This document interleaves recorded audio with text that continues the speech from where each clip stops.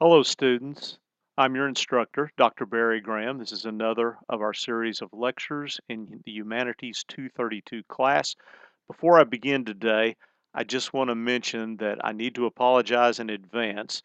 In order to push these video slide presentations out to you in a timely manner, I just simply will not have time to edit them like I have in the past. I think that's going to be a job for the summer, but I just simply won't be able to do that right now. So that's the only time I'll mention this. But if you do notice a lot more uh, delays and uhs, I do apologize for that. Hopefully that won't be too much of an inconvenience for you. And I'll do the very best I can in getting these out to you once again in a timely manner. We are looking at Chapter 13, The High Renaissance in Italy, from our book, Culture and Values, 8th edition. We're going to look at popes and patronage. Popes being the leader of the Catholic Church, patronage being the way that they support many of these great artists. They do this because they have money. Vatican City is seen as a center of wealth and stability. And remember that today, Vatican City is actually considered its own sovereign country. It's always had a certain independence in terms of the local government. So even though it's right there in the middle of Rome, it's considered its own country. And so there's a great stability as a result of that. So the various popes, like Pope Sixtus IV, who was the patron of Ghirlandaio, Botticelli, Perguano, they could support them quite a bit. No one did this as much as Pope Julius II. He did it so much that we consider his activity to be the very beginning of the High Renaissance here in 1503. Julius was known as Il Papa Terrible. He was the warrior king. That may seem like a strange designation for an official in the Catholic Church, but he was determined that Rome should be rebuilt to its former glory. And so he embarked on this vigorous campaign to get that job done. He did that both to add less luster to his own name, and also he felt that he was in competition to Pope Alexander VI, and he wanted to make sure that everyone knew that he could outdo him. It was, of course, Pope Julius that first commissioned Michelangelo to paint the ceiling of the Sistine Chapel, and that's one of the most monumental works of art.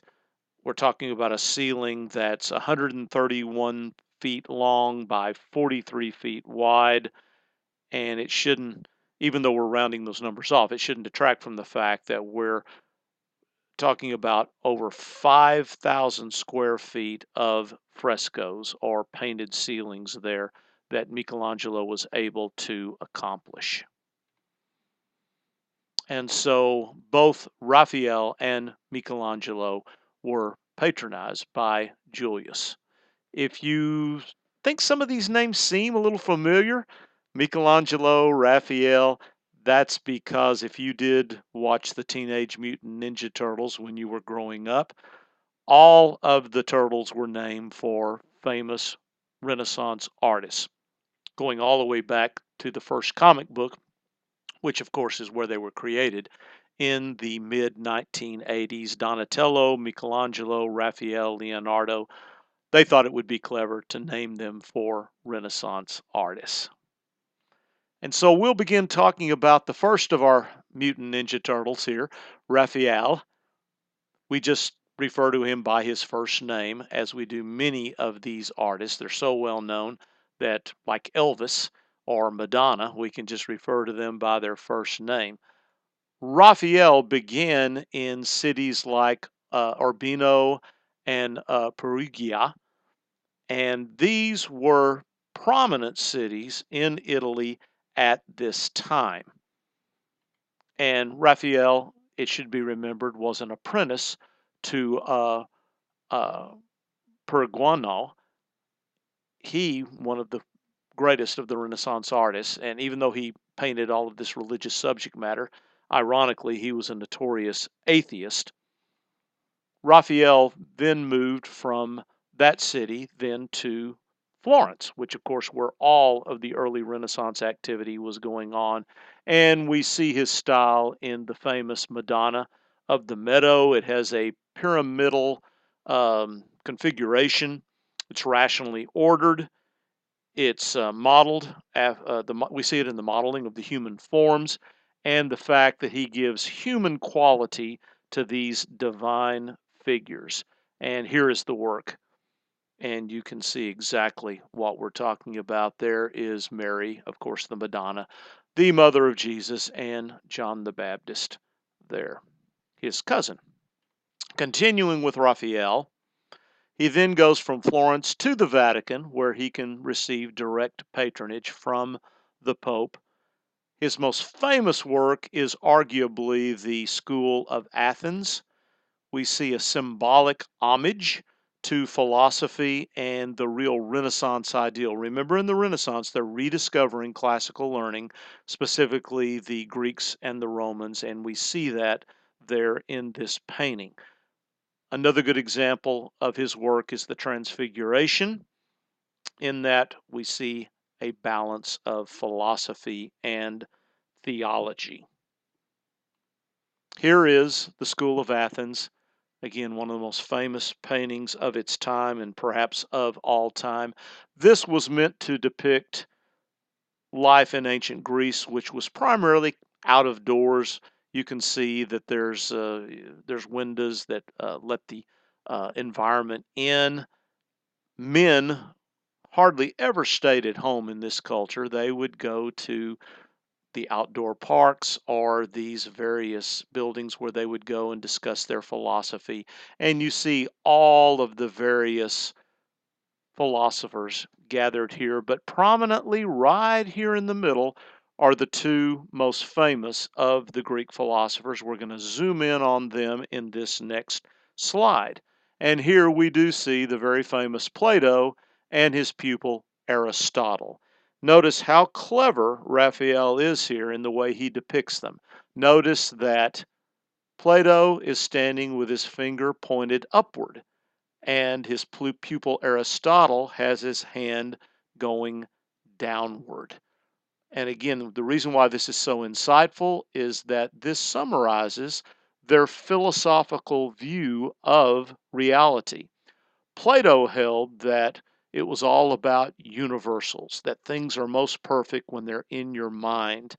And so the only reason why you can recognize a chair as a chair is because it has the characteristics of a chair. And so the ideal chair just has this quality of chairness. Whereas Aristotle, his pupil, as some pupils do, differ with their teachers. And so Aristotle would basically say, I disagree with that. It's not about universals, it's about particulars. It's about the real flesh and blood, hard matter.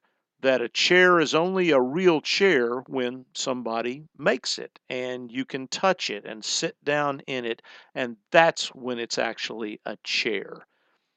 Aristotle has had a much greater influence on American culture than Plato, as you might imagine. We as Americans tend to treasure material things much more than concepts and ideas and universals. If I were to have said to you before this lecture, I can either offer you wisdom or $10 million. Well, most all of you would have taken the $10 million. Not criticizing Matt, just saying that that's the case. Here's that transfiguration. We can see Jesus being levitated, as it were, up to heaven. And we have this account in the Bible. And so it's an interesting view and take of the artist on these things. Continuing on, another Ninja Turtle, Michelangelo Buonarroti. He actually constructed and designed the tomb for his great patron, Pope Julius. The Moses sculpture is another good example of this. We see the divine fury, the divine light in this. This term here again, we see this terrible root in this particular Italian word. And however they tend to dispel it, there's a quality there of provoking terror. That's the little literal meaning. A person is awestruck when they look at his works. And so we use the expression today, if we're really impressed by something, we say, oh, that's awesome. Well, they would agree with us on that. So it's especially evident in Michelangelo's sculptures, whether we're talking about David or Moses or any of these. And so Julius was actually the first one to refer to Michelangelo as this terror inducing man because his works were so impressive. We also see the um, Baboli captives in his work, and we'll look at that and the awe and the terror that was said to inspire in people as we look at some of these slides. There's a real Neoplatonic notion of form and matter. Now, what do we mean by that? Well, neo means new. It's this idea that they're going back and they're rediscovering Plato's ideas, which we would call Platonic ideas. And so this references the humanists such as Ficino, who had known Michelangelo when he was a young man, and so they're very influenced by them. And so these later Neoplatonic writers found their inspiration in Michelangelo. They got great insight from his methods. Here we see the Moses that we talked about. Again, very impressive, very awe-inspiring with the muscles and the long beard. He just is an impressive figure here, and it's hard to deny that otherwise. We do want to mention again the Sistine Chapel because it is so impressive. Michelangelo was not just a sculptor, as we mentioned. He also dealt in architecture and thematic motifs, um, and using his work to interpret things. Again, the Neoplatonism is very evident. He draws on ideas from the Old Testament but also pagan prophets. They don't see any contradiction in terms of referring to both of them, even though you and I perhaps would. And so there's this complex tree symbolism that we see here, a combination of human wisdom plus God's revelation.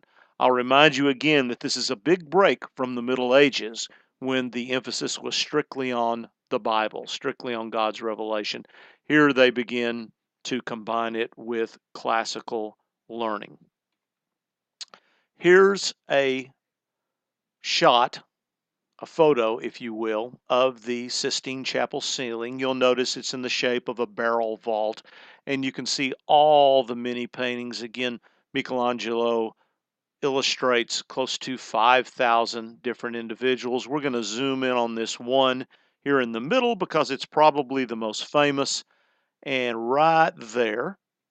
And this is the creation of Adam. We can see God here surrounded by his angels, reaching out and with his finger imbuing Adam with the spark or the breath of life, as scripture talks about.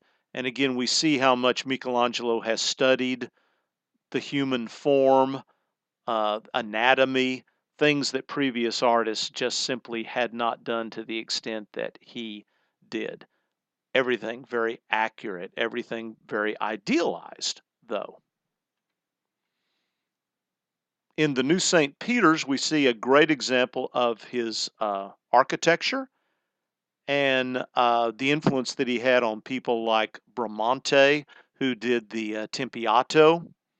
And so Michelangelo, as an architect, conferred and collaborated with Bramante along the way. And in this work, we see the ribbed arched dome.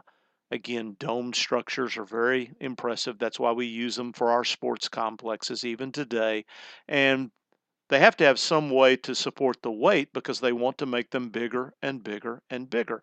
And so they used this architectural drum to help support the dome of this particular structure.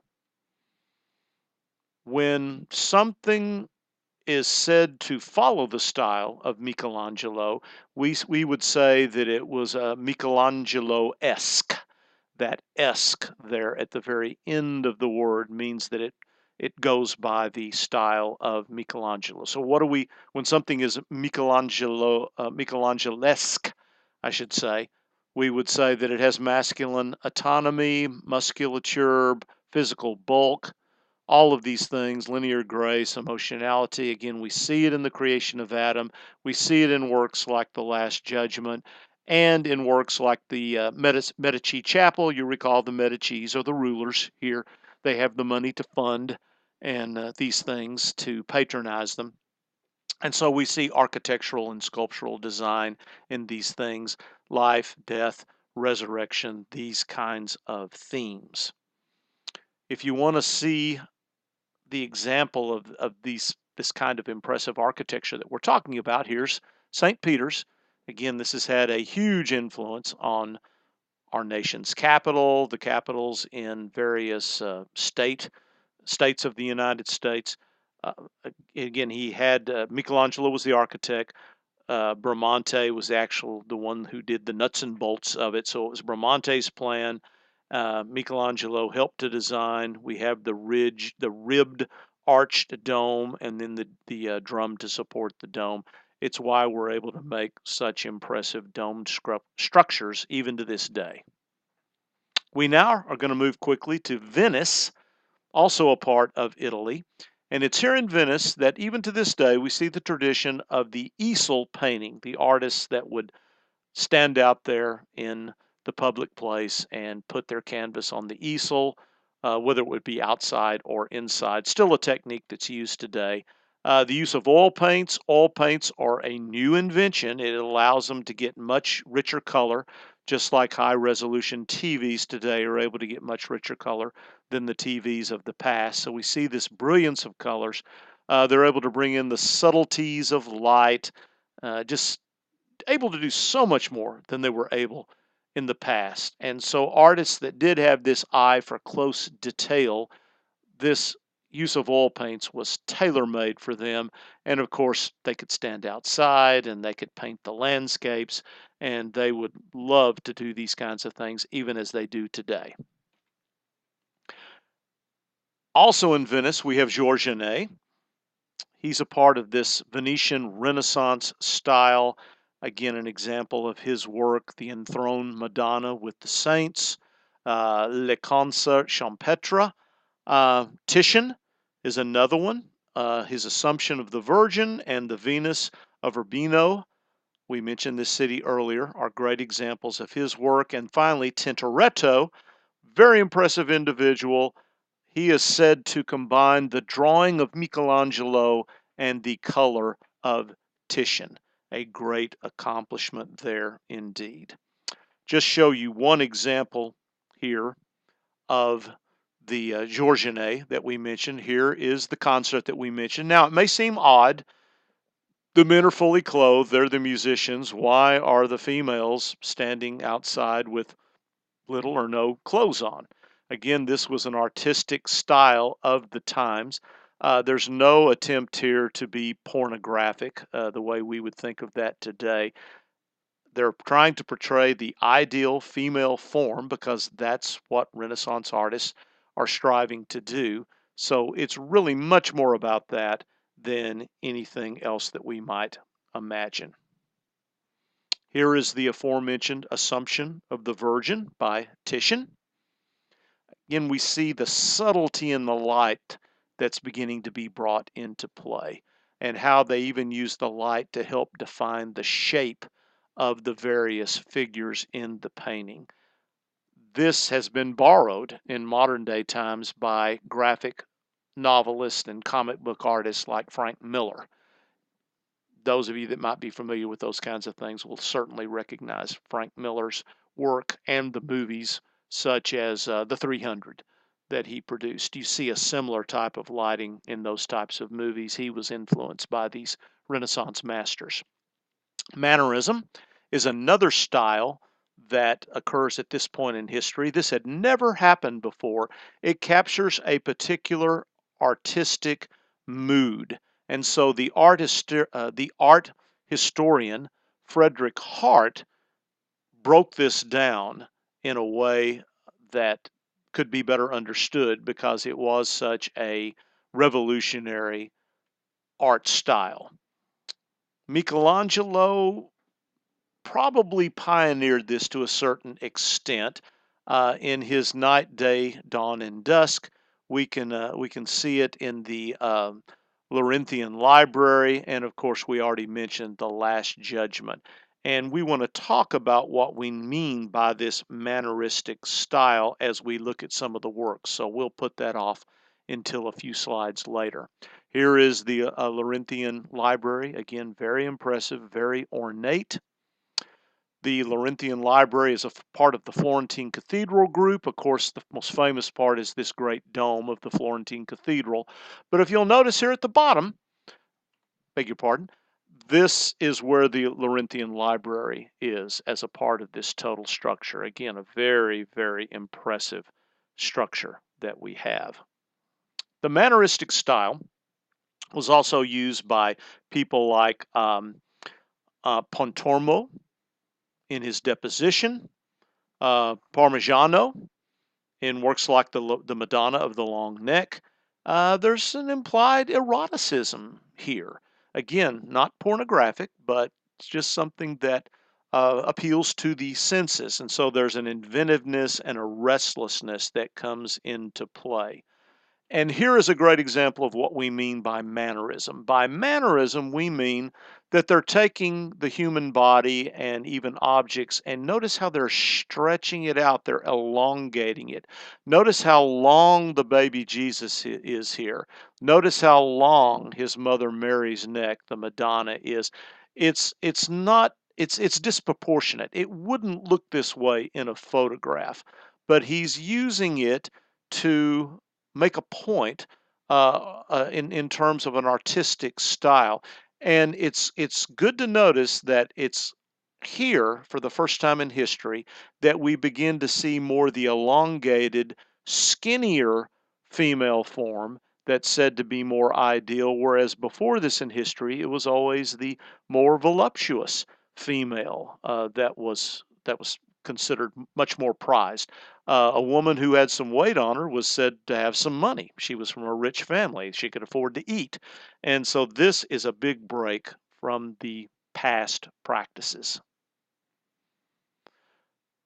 We continue with mannerism here in Fontana. This was surprisingly a woman. The women are active at various points in history when you would think that they wouldn't get the chance. Some of them managed to go through the glass ceiling. She was the daughter of a Bolognese painter, painted portraits there in both Rome and Bologna. There's this use of exaggerated angles and use of color. And here we see another one there in this particular painter, Sophonisba, in the Renaissance. It really was a big influence on both the Renaissance and the later Baroque artistic masters. There's these pictorial representations and a big contrast of dark and light. That will conclude visual art. We'll quickly now go into music in the 16th century, and we'll focus on the music at the papal court, the place where the Pope lives, the Sistine Chapel, and the Sistine Choir, and the Julian Choir, of course, the most prominent. Remember, it's only the males that are singing at this point in history, and everything is a cappella. A cappella meaning Latin for as in the chapel. A cappella means without instrumental accompanying because they didn't use that in churches in the very beginning. And so it's very impressive sounding. You have great examples of that on your Schoology page within this topic, and I invite you to look at those videos. The greatest composer of them was Giscon de Prix. He was the director and composer for the Sistine Choir for many years. He would compose music works that were referred to, for instance, as motets. These were arranged for four voices, and there's a real structure, balance, and lyrical quality. Again, do take advantage of the examples that are on the Schoology site. We also don't want to forget the one who was said to have saved this form of music back in the day, Palestrina. Palestrina was the choir master of the Capella Gila. He was also the Vatican's music director for the years that you see here, quite a period of time, almost 20 years, uh, over 20 years actually. And so he made this music more palatable or acceptable to the ears of many of the Catholics, because many were seeking to reform the music because they just thought it was getting a little too out of hand. It was getting a little too elaborate. And he basically came to him and said, hey, don't worry about it. I can compose these things in a way that'll still be awesome and beautiful, but it's not going to offend anyone. And one of the great examples of that is the Missa Papia Marsilla and the Credo. Again, we have examples of that on the Schoology page. Just want to highlight a few of the heavy hitters here in the Venetian music area. Wigliart, Gabrielli. The Church of St. Mark is perhaps the most interesting of any of these, in that the floor plan was cross-shaped, and that allowed them to do some very interesting things with the music. Split up the choir, split up the instruments, which had begun to come in the music by this point in history, within the church service there. And so in these particular compositions, the toccatas and the different things that you see here, we see the Renaissance intellectual influence there, as it is stated in Italian humanism. Great example of that here. Do want to show you the floor plan of this St. Mark's that we mentioned. Now, here's what's interesting. We think of surround sound, like you listen to when you go to movies now, as a new thing. It's not. It's hundreds of years old. Notice here, because of this cross-shaped floor plan, you would come in here and sit in the middle as a churchgoer. And so let's say there might be a choir here, an instrumental group here, an instrumental group here, and they would play in alteration. And so you would sit there in the middle of this and be treated to a concert in surround sound. So interesting that, again, it's not new. They would actually go to church and hear these kinds of things. And then finally, we'll look here at Castellone. This is Castellone. Actually, this is not Castellone. This is actually a depiction of Raphael, but this was done by an Italian Renaissance artist by the name of Castellone. This is probably the most famous of the portraits of him. And I'm sorry. Again, this is a part where I would have edited had I had the time, but let me start over on this.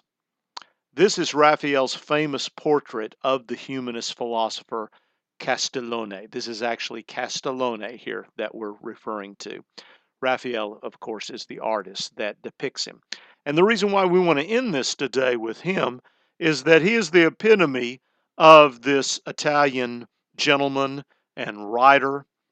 In 1505, he was sent by the Duke of Urbino as an envoy to Henry VII of England, who made him a knight, and later an ambassador to the papal court there in Rome. And so he was the ambassador there to Pope Clement in Spain. His chief work is a manual that basically tells the humanist of the day how to be a fine gentleman, how to be a fine humanist gentleman. And so his Italian and Latin poems are models of elegance. And so we wanted to include him just so that we would have at least one example of the